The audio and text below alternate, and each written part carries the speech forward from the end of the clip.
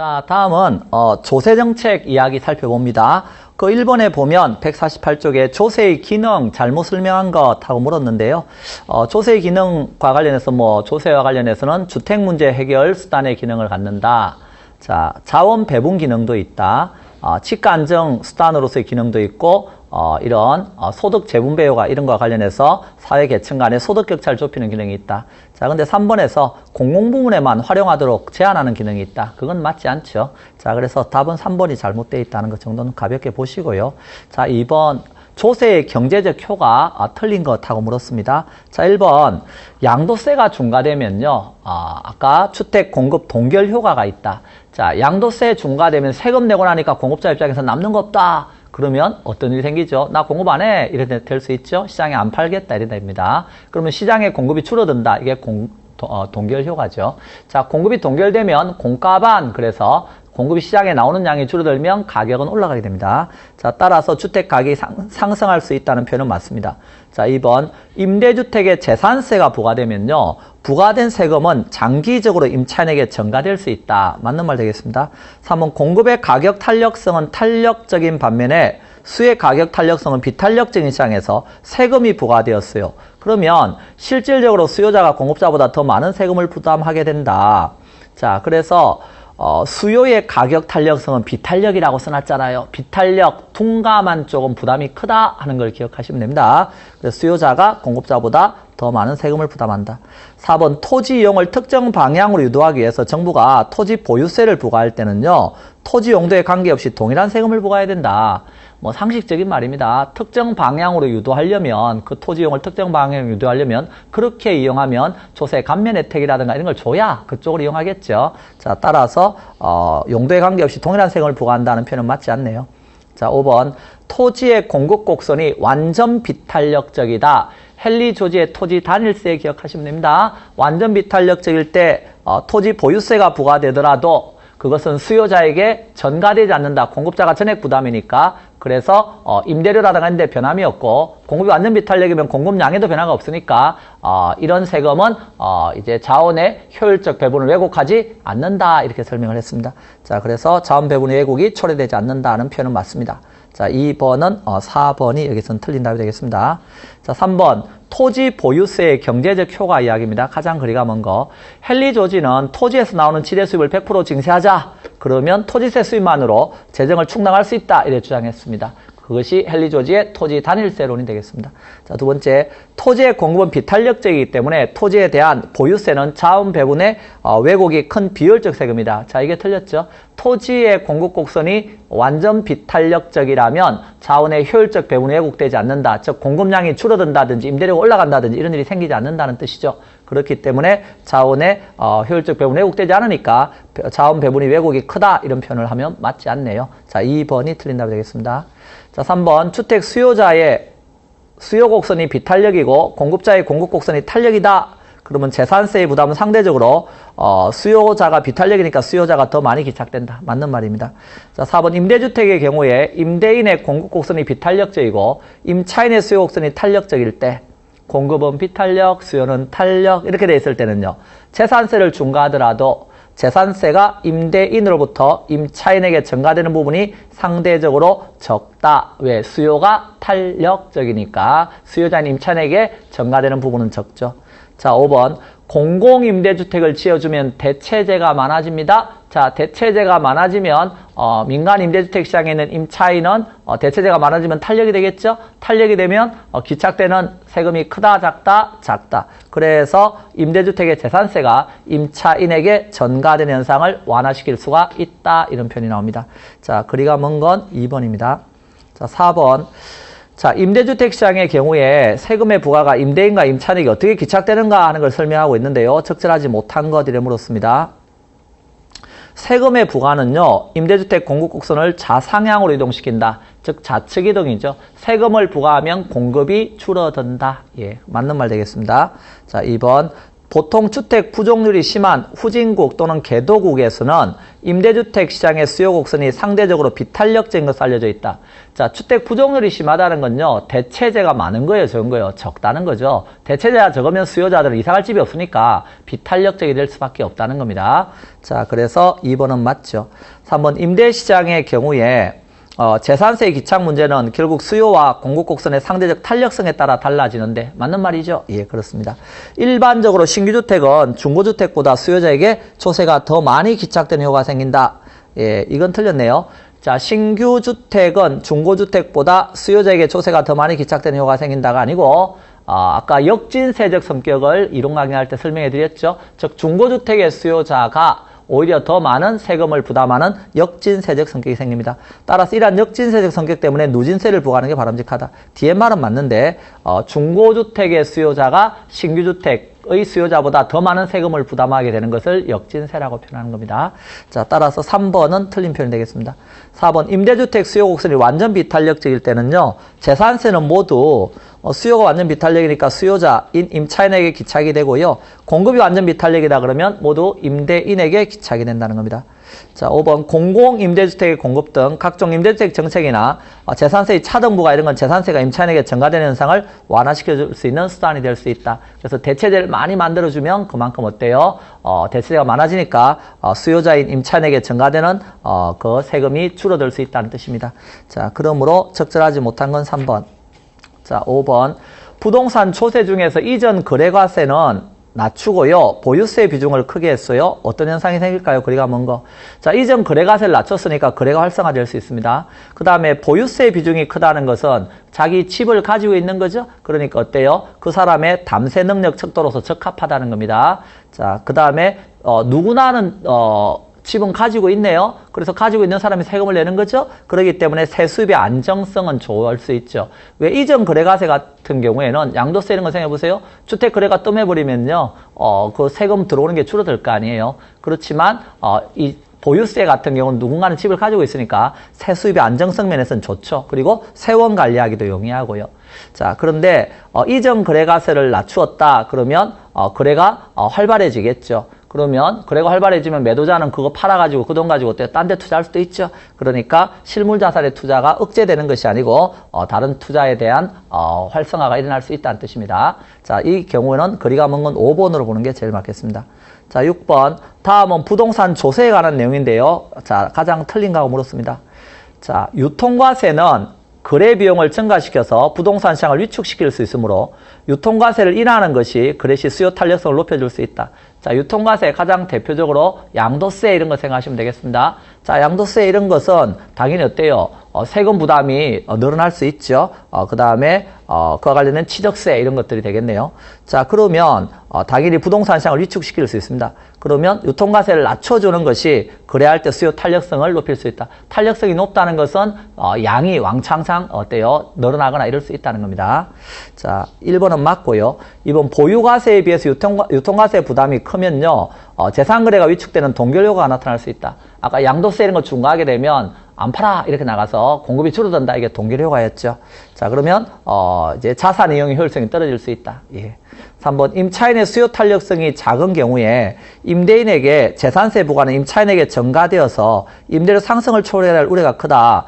임차인의 수요 탄력성이 작으니까 비탄력이잖아요. 그럼 비탄력적일 때는 세금 부담이 크다는 거 기억나시죠?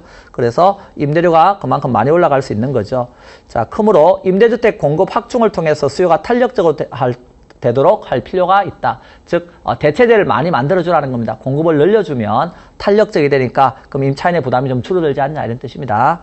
자, 4번 주택 보급률이 낮은 나라는 이사갈 수 있는 집이 적죠? 그러니까 비탄력이 되겠죠? 비탄력적이므로 임차인에게 조세 증가가 많이 일어나게 되는 겁니다. 그래서 임차인 쪽에 수요가 이사갈 수 있는 대체주택이 적어지니까 그만큼 수요자에게 기착되는 몫이 커질 수 있다 이런 뜻이 되겠습니다.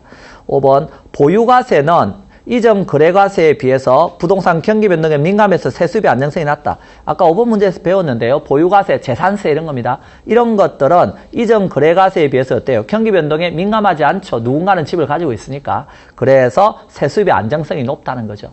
자, 틀린 것은 5번이 되겠습니다. 자, 7번 임대주택 시장에서요. 임대주택의 재산세가 상승된다고 할 때 효과로 맞는 거. 자, 1번. 임대인에게 세금이 부과되면 임차인의 부담은 발생하지 않는다. 전가가 일어나니까 임차인에게도 세금 부과가 일어나죠. 예. 자, 2번. 수요 곡선이 수직이라면 재산세가 상승되어도 주택의 임대료는 상승하지 않는다. 수요 곡선이 수직이면 수요가 완전 비탄력이니까 재산세가 부과되면 재산세는 모두 누구에게 전가된다. 수요자에게 모두 전가되니까 그만큼 임대료가 많이 올라가겠네요. 그래서 2번도 틀렸군요. 자, 수요보다 공급이 더 탄력적이면요. 재산세 상승분에 대한 부담액은 임대인보다 임차인이 더 크다. 수요보다 공급이 더 탄력이네요. 그러면 공급자 부담은 작아지고요. 수요자인 임차인 부담은 커져요. 자, 따라서 임대인보다 임차인이 부담하는 금액이 더 크다. 맞네요. 예, 그래서 3번은 맞는 말 되겠습니다. 4번 공급이 완전 비탄력이에요. 그러면 세금, 재산세는 모두 누구 부담이죠? 예, 공급자 부담입니다. 자, 5번 임대주택의 공급 확충과 누진세 이런 것은 임차인의 부담을 심화시키는 것이 아니고 완화시키는 제도가 되겠습니다. 자, 맞는 것은 3번. 자, 8번 문제입니다.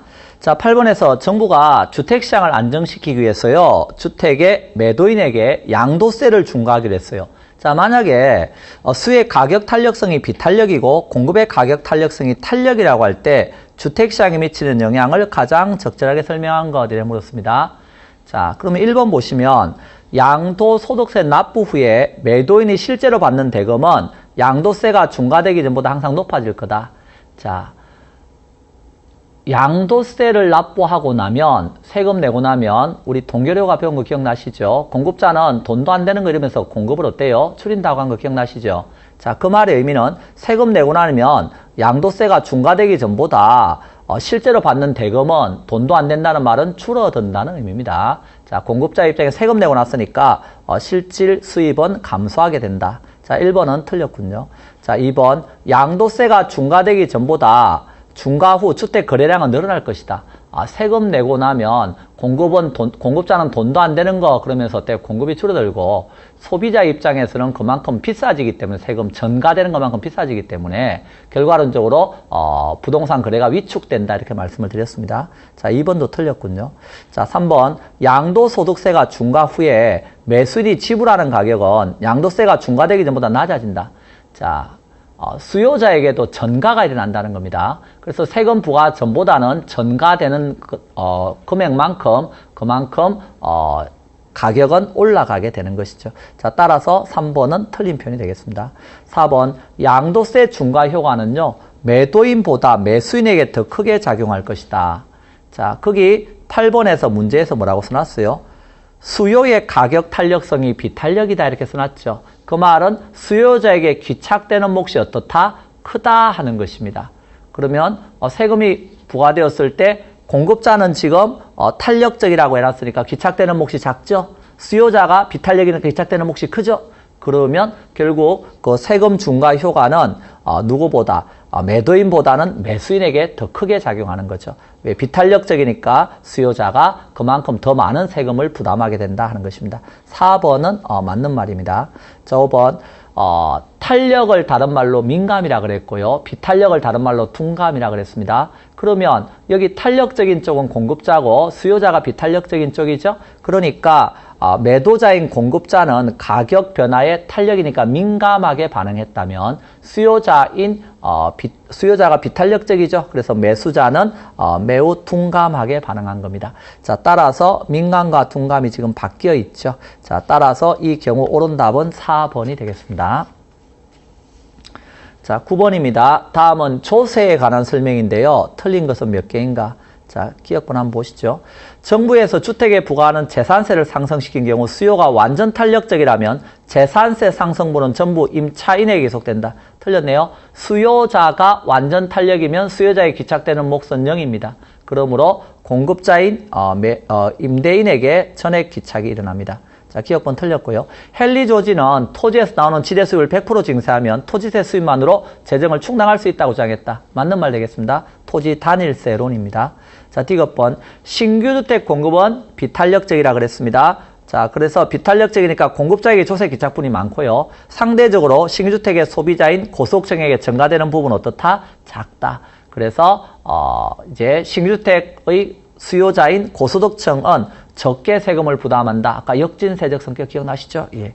자, 그 다음에 리얼번 헨리 조지는 토지 단일세 운동을 전개하면서 토지의 공급이 완전 비탄력적이니까 토지 가치세의 부담은 토지 가치세의 다른 말이 토지 단일세가 되겠습니다. 토지 가치세의 부담은 지주에게만 기착되고 사용자에게 전가되지 않으며 토지의 수급량에도 영향을 미치지 않아 자원의 배분이 왜곡되지 않는다고 주장했다. 예, 계속해서 설명한 내용입니다. 예, 그래서 공급이 완전 비탄력이면 세금은 전액 누가 부담한다? 공급자인 지주가 전액 부담하게 된다. 따라서 소비자에게 전가되지 않는다. 자, 그러므로 시장에서 가격이나 임대료가 올라가지도 않고 공급이 완전 비탄력이니까 공급된 양이 줄어들지도 않는다. 그러니까 이런 세금은 이상적인 조세로서 자원 배분에 왜곡이 초래되지 않는다라고 주장했습니다. 리얼번은 맞죠.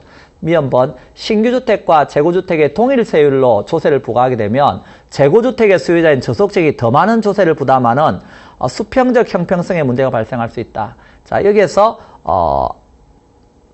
재고주택의 수요자인 저소득층이 더 많은 세금을 부담한다. 여기까지 맞는데, 자, 이것은 수평적 형평성이 아니고요. 수직적 형평성입니다. 수평적 형평성은 같은 것은 같게 취급하는 걸 수평적 형평성이라 그러고요. 다른 것은요, 다르게 취급하는 걸 수직적 형평성이라 그래요. 그러면 고소득층하고 저소득층은 같아요, 달라요? 다르죠? 다르기 때문에 어때요? 고소득층이 더 많은 세금을 부담하고 저소득층은 더 적은 세금을 부담하고 이게 수직적 형평성이라는 거죠. 그런데 이런 경우에 지금 세금이 부과되었을 때 고소득층인 수요자는 오히려 더 적게 세금을 부담하고 저소득층인 수요자가 더 많은 세금을 부담해버렸죠. 이런 경우가 역진세적 성격이라고 그랬어요. 자, 따라서 이 경우는 수직적 형평성에 문제가 발생할 수 있다 하는 것입니다.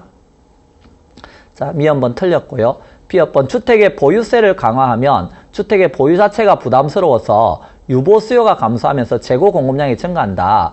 그래서 유보 수요라고 하는 것은 팔지 않고 가지고 있는 수요를 말하는 거죠. 그런데 재산세가 보유세가 강화되면 사람들이 뭐라 그러겠어요? 가지고 있는 게 부담스럽죠. 그러니까 안 가지고 있고 시장에 내놓는다고요. 이미 만들어진 집을 내놓는 것은 재고 공급이라고 표현하는 거죠. 그래서 이 표현은 맞는 표현 되겠습니다.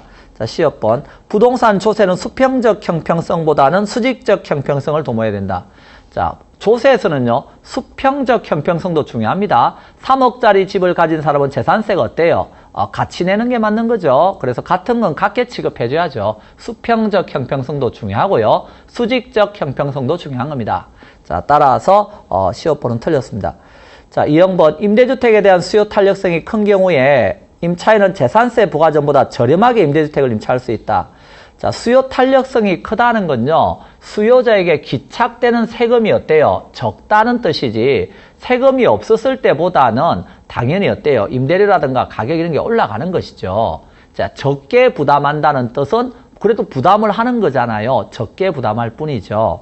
자, 따라서 수요 탄력성이 큰 경우도요, 임차인은 재산세 부과 전보다 저렴하게 임대주택을 임차할 수 있는 건 아니고요. 세금이 부과되기 때문에 임대료는 올라가는데 좀 적게 올라간다. 그런 뜻입니다. 자, 따라서 2번은 틀렸네요. G번 주택 조세 감면으로 주택 수요가 증가해서 주택 가격이 상승하면요, 저소득층의 주택이 구입하기 어려워질 수 있다. 그렇습니다. 조세 감면 때문에 조세 감면해진다 그러면 주택에 대한 수요가 증가할 수 있거든요. 그러면 주택의 수요가 증가해서 주택 가격이 올라갈 수 있어요. 그렇게 되면 저소득층의 입장에 주택을 구입하기 어려워지는 경우도 있을 수 있습니다. G번은 맞는 말입니다. 자, 양도세가 중과되면 주택 공급 동결 효과 때문에 주택 가격이 하락할 수 있다. 공급의 동결 효과란 말 계속 나오네요. 공급이 동결된다, 감소한다는 뜻입니다. 세금 부담 때문에. 그러면 공가 안에서 임대료는 가격은 올라가는 일이 생깁니다. 자, 따라서 C번은 틀렸네요. 자, 틀린 것은 3번 5개가 되겠습니다. 자, 10번 다음 중 틀린 것. 자, 개발권 양도제란 개발 제한으로 인해서 규제되는 보전지역에서 발생하는 토지 소유자의 손실을 보전하기 위한 제도이다. 그래서 TDR 제도 여러 번 나오죠. 예, 그래서 이 표현은 나중에 우리가 개발할 때 다시 나오니까 뒤에서 다시 보겠습니다. 자, 2번 다른 조건을 일정할 때요, 정부가 임대료 한도를 시장 균형 임대료보다 높게 설정하면요, 초과 수요가 발생해서 임대부동산의 부족 현상이 초래된다. 적어도 이거 틀렸다는 거 아시죠? 시장 균형 임대료보다 낮은 데서 설정해야 초과 수요가 발생한다. 높은 데 설정하면 아무 효과도 생기지 않는다. 예, 2번이 틀렸네요. 헨리 조지는 토지세를 제외한 다른 모든 조세는 없애고 정부의 재정은 토지세만으로 충당하자 하는 것이 토지 단일세 이론입니다. 자, 공공토지 비축제도는요, 정부가 토지를 매입해서 보유하고 있다가 적절한 때에 이를 매각하거나 공공용으로 사용하는 제도. 말 그대로 토지은행 제도에 다른 말이 토지비축제도입니다. 자, 5번. 부동산 개발에서 토지 수용 방식의 문제점 중에 하나는요, 매입과 보상 과정에서 여러 가지 갈등이 많이 발생할 수 있다는 겁니다. 사업 시행자하고 피수용자 사이에. 자, 틀린 것은 2번입니다. 자, 11번. 부동산 조세 정책 틀린가고 물었는데요. 자, 1번. 토지 이용을 특정 방향으로 유도하기 위해서는요, 정부가 토지 보유세를 부과할 때 토지 용도에 관계없이 동일한 세금을 부과해야 된다. 자, 이런 말 하면 안 된다는 거 이미 앞에 기출문제에서 배웠습니다. 자, 1번이 틀린 답이 되겠습니다. 2번, 임대주택의 재산세가 중과되면요, 증가된 세금은 장기적으로 임차인에게 뭐 될 수 있다? 전가될 수 있는 겁니다. 자, 주택의 보유세 감면은 자가 소유를 촉진할 수 있다. 자, 주택의 취득세를 낮추면 주택 수요가 당연히 증가하게 되고요. 공공임대주택의 공급 확대는 대체재가 많아진다 그랬죠? 그렇게 되면 임대주택의 재산세가 임차인에게 전가되는 현상을 완화시킬 수 있습니다. 자, 틀린 것은 이건 1번으로 보셔야 되겠네요. 예. 자, 이렇게 해서 정책 관련된 내용들에 대해서 살펴봤습니다. 자, 다음은 우리가 투자론 내용으로 넘어가도록 하겠습니다. 자, 이론교재, 여러분 교재 85쪽에서 투자론 이야기입니다. 자, 투자론에서는 이제 어떤 내용을 좀 정리하셔야 됩니까? 그랬을 때, 자, 투자다 그랬을 때, 투자와 관련된 각종 문제들을 역시 어때요? 하나씩 해결하는 것이 투자론입니다. 당연히 우리는 부동산 투자론이겠죠? 그러면 투자 좀 하세요. 그랬을 때 첫 번째 문제가 돈이 없는데요. 이렇게 나간다는 거예요. 자, 따라서 투자와 관련해서는 첫 번째 무슨 문제를 해결해야죠? 예, 돈이 없는데 이 문제를 해결해야죠. 근데 돈이 없다는 말은 좀 더 정확하게 표현하면 여기에서 총 투자액이 있다라고 했을 때, 자, 어디 돈이 없는 거요? 내 돈이 없는 거죠. 그래서 지분 투자액이 부족하다, 뭐 이런 뜻이죠. 그러면 이때 우리는 타인 자본, 남의 돈을 어때요? 지렛대 삼아서 투자할 수 있습니다. 예, 그래서 부동산 같은 경우는 담보가치로서 안정성이 있다. 부동성이 있어서 어디 도망가지도 않고요. 영속성, 내구성이 있어서 어때요? 사라지지도 않고요. 그렇기 때문에 담보가치로서 안정성이 있기 때문에 타인 자본, 남의 돈을 이용할 수 있다는 걸 배우는 거예요. 그럼 남의 돈을 이용하면 무슨 효과가 생깁니까? 하는 걸 알아야 되겠죠? 자, 남의 돈을 이용했을 때 생기는 효과를 우리가 지렛대 효과라고 합니다. 자, 그랬을 때 이 효과라고 하는 건 누구에게 생기는 거예요? 당연히 여기에서 타인 자본을 빌려서 투자하는 지분 투자자에게 생기는 거죠. 그래서 지분 투자자에게 무슨 효과가 생깁니까? 그랬을 때 여기 투자를 하게 되면 이제 순수익이 생기겠네요. 순수익이 생기면 저당 투자자에게 저당 수익해서 지급을 해주게 되고요. 남은 수익이 누구 수익이 된다? 지분 수익이 되는 것입니다. 그러면 지분 수익이 되는데, 자, 여기에서 이 효과라고 하는 건 누구에게 생기는 효과냐면 지분 투자자에게 생기는 효과인 것입니다. 그래서 이 지렛대 효과가 뭡니까? 물어보면 지렛대 효과는 타인 자본을 지렛대 삼았을 때 여기에 지분 투자자에게 생기는 효과, 그게 뭐죠? 여기 있는 지분 수익률이 증폭되는 효과, 이것을 지렛대 효과라고 합니다. 자, 남의 돈을 지렛대 삼았을 때 지분 수익률이 증폭되는 효과죠. 그러면 우리가 수익률이라고 하는 건 투자자 부문의 수익이니까 여기 총 투자액분의 여기에 순수익을 따진다. 이것은 내 돈하고 남의 돈 합해서 나온 수익이니까 종합적인 수익률이다 라고 표현할 수 있고, 또는 총 자본에 대한 수익률이니까 총자본 수익률이다, 뭐 총투자 수익률이다, 이렇게 쓸 수 있습니다. 그 다음에 여기에서 은행에서 저당 대부액에 대한 저당 수익을 따지게 되면 이것은 저당 수익률이다, 또는 뭐 차입 이자율이다, 대출 이자율이다, 뭐 이렇게 표현할 수 있겠죠. 자, 지분 수익률은 다른 말로 이제 자기 자본 수익률이 되겠습니다. 지분이 자기 자본이니까 자기 자본 수익률입니다. 그래서 투자론에서 제일 첫 번째 물어볼 수 있는 게 지렛대 효과 물어볼 수 있습니다. 지렛대 효과는 타인 자본을 못 삼는다. 지렛대 삼았을 때 여기 있는 자기 자본 수익률이 증폭되는 효과입니다. 자, 그랬을 때 만약에 여기에서 총 투자하는 돈이 1억이다. 이렇게 한번 생각을 해보시죠. 1억인데 저당 대부액이 5천만 원입니다. 자, 그리고 지분 투자액도 5천만 원이 되겠습니다. 자, 은행에서 대출 받을 때 여기 저당 수익률이 10%다 가정을 합시다.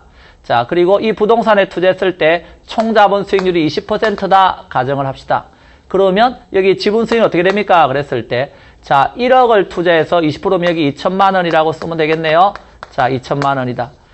자, 만약 이 전체가 지분 투자액이라면 지분 수익률은 20%가 됩니다. 왜? 은행 돈이 없으니까. 그런데 남의 돈을 빌렸을 때 여기 10% 이자 주기라고 빌렸네요. 그러면 저당 이자율이 10%니까 여기에서 저당 수익 얼마 갖다 줘야 되겠어요? 예, 500만 원 갖다 줘야 되겠네요. 자, 원금은 만기에 일시상환하기로 하고요. 그러면 지분 수익 얼마죠? 1,500만 원 나왔네요. 자, 얼마 투자했죠? 5천만 원. 그러면 지분 수익률은 몇 프로입니까? 예, 5천만 원 투자에 1,500이면 30%가 되겠습니다.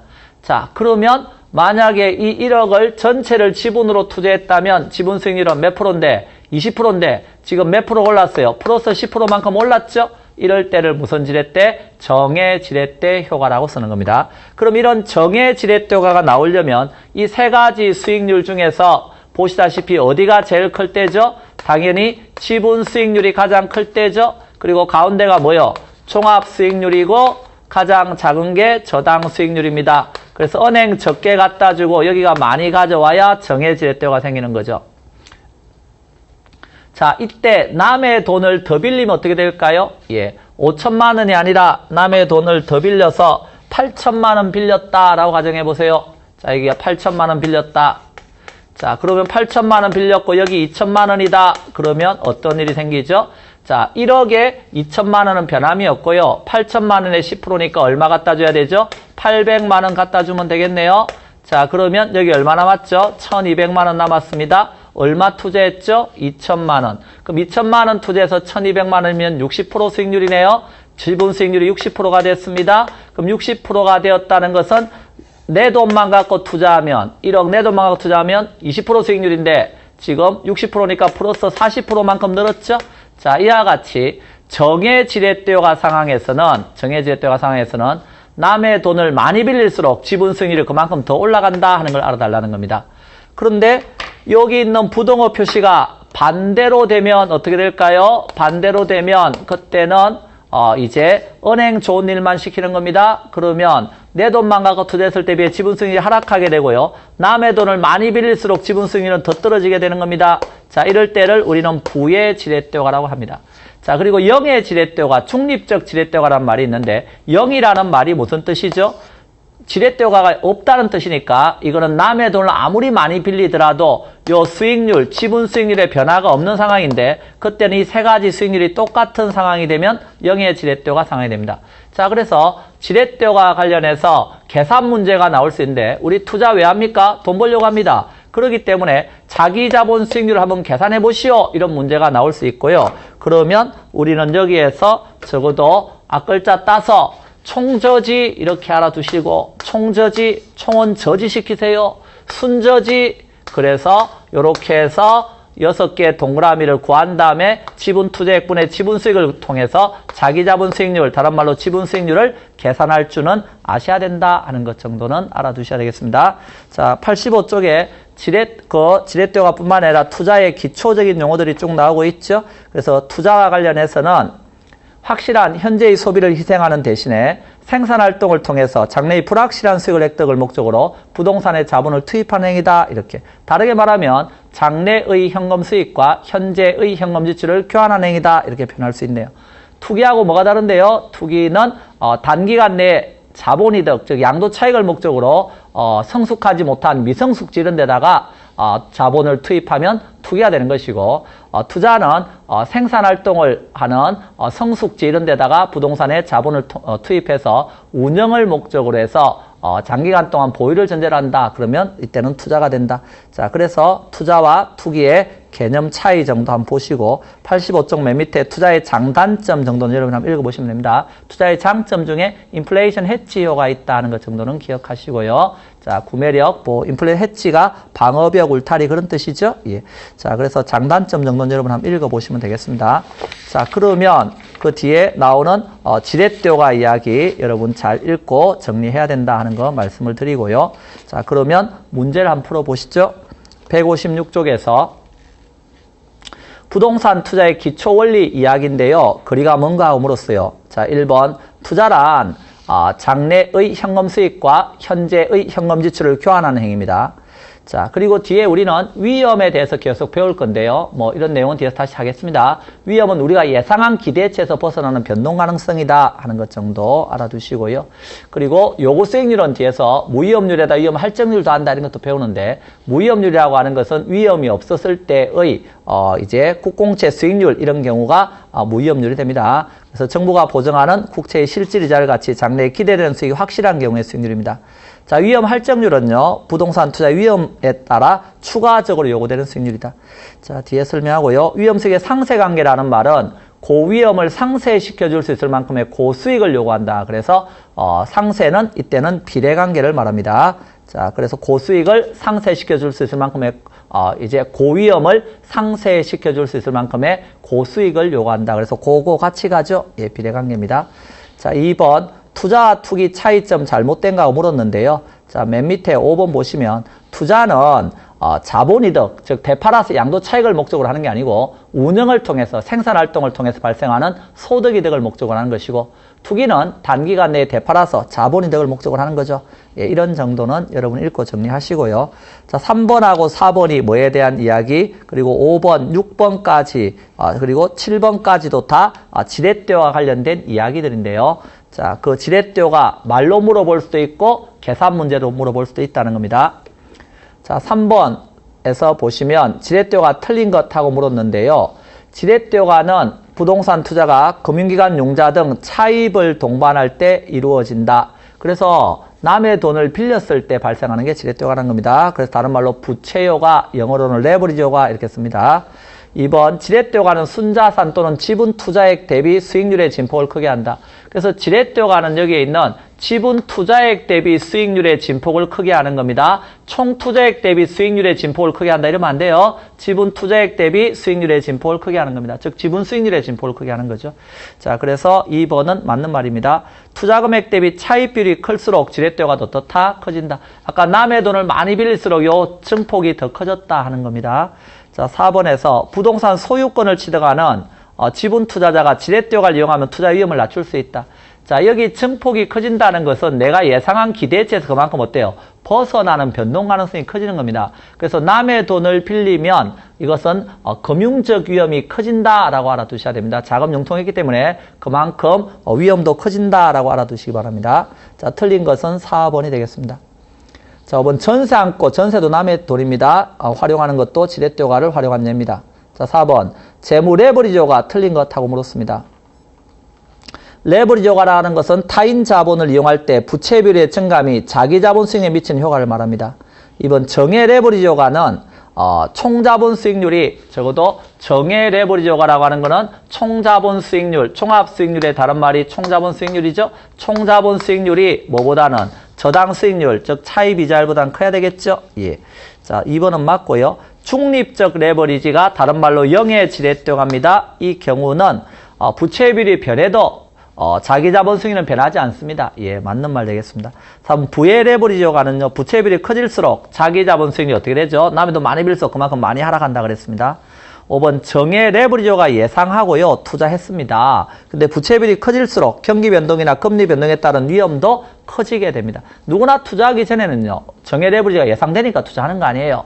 그렇지만 실제 투자하고 났을 때 우리가 체계적 위험, 피할 수 없는 위험이 있거든요. 그런 것들이 경기 변동이나 금리 변동에 따른 이런 체계적 위험은 피할 수 없습니다. 그래서 남의 돈 많이 빌릴수록 그 위험은 증가하게 된다라고 알아두시면 되겠습니다. 틀린 것은 5번이고요. 자, 5번, 6번, 7번 문제가 쭉 나오는데요. 다 어떤 거와 관련되어 있냐면 자기 자본 수익률과 관련된 내용이 되겠습니다. 자기 자본 수익률. 자, 그 중에서 이제 5번, 6번, 7번 나오는데 6번 문제 하나 보시죠. 자, 부동산 투자에 따른 1년간 자기 자본 수익률을 이렇게 물었습니다. 자기 자본 수익률 이런 문제를 물어보면, 자, 거기에서 부동산 6번에서 가격이 얼마다? 3억 원이다. 자, 그러면 여기 총 투자액이 얼마다? 이렇게 되는 거예요. 총 투자액이, 요 가격이 3억이니까 총 투자액이 3억이다. 이렇게 나가는 거죠. 3억이다. 자, 그런데 금융대출이 2억은 있고 자기자본이 1억이 있다. 여기가 2억이고 여기가 1억이다. 이렇게 된 거죠. 그래서 총저지 이렇게 써놓으시면 되겠죠. 자, 그 다음에 대출기간은 1년이고 이자는 6%다. 이렇게. 그래서 은행에서 이자 6% 주기로 했다. 이자 6%. 그 다음에 만료할 때 이자원금 일상 안 하고, 그 다음에 1년간 순영업 이익이 2천만 원이다. 즉 순수익이 2천만 원이다. 이런 뜻입니다. 2천만 원이고 1년간 부동산 가격 상승률 0%다. 요 순수익을 따질 때요. 우리 자본이득도 따질 수 있거든요. 그러니까 가격이 올랐다. 그러면 그것도 수익입니다. 자, 그래서 근데 가격 상승률 0%니까 그대로 2천만 원이다. 이 소리죠. 자, 그러면 여기에 2천만 원이니까 2억의 6%인 2, 6, 12, 1200만 원 갖다 주고요. 얼마 남았죠? 800만 원 남았네요. 그럼 1억 투자해서 800만 원이면 몇 프로 수익률이 되는 거죠? 예, 8% 수익률이 되겠습니다. 자, 따라서 답은 1번입니다. 자, 7번 같은 경우에 틀린 거 찾는 문제인데요. 자, 총 투자액이 2억 원이고요. 타인 자본 1억 원입니다. 그러면 여기가 총 투자액이 얼마다? 자, 여기 다시 한번 써볼까요? 총저지 기억나시죠? 예, 총 투자액이 2억 원입니다. 저당 대부액이 얼마입니까? 1억 원입니다. 그러면 지분 투자액도 얼마입니까? 1억 원이 되겠네요. 합해서 2억 만들어 투자하는 것이죠. 그때 대출 이자율이 10%입니다. 매년 이자만 지급하는 방식이군요. 여기 10% 이자 주기로 했습니다. 자, 그리고 매년 유효 총소득이 6천만 원이고요. 운영경비가 2천만 원이다. 유효 총소득에서 영업경비, 즉 운영경비 빼면 순수익이 나온다 하는 것 정도는 아셔야 됩니다. 그럼 순수익이 얼마란 소리죠? 예, 거기에서 6천에서 2천 뺐으니까 4천만 원이다. 이런 소리네요. 순수익이 4천만 원이다.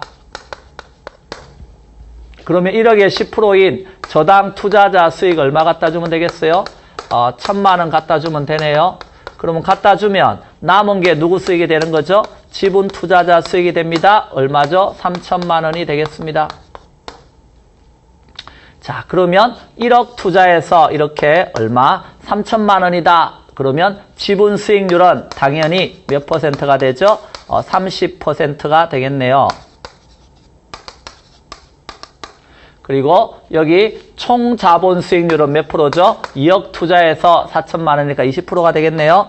자, 그러면 거기에서 총 자본 수익률이 20%고 1번에서 총 자본 수익률이 지급이자를 상회하니까 정해 지렛대오가 발생한다. 자, 보시다시피 총 자본 수익률이 저당 수익률보다 더 크죠?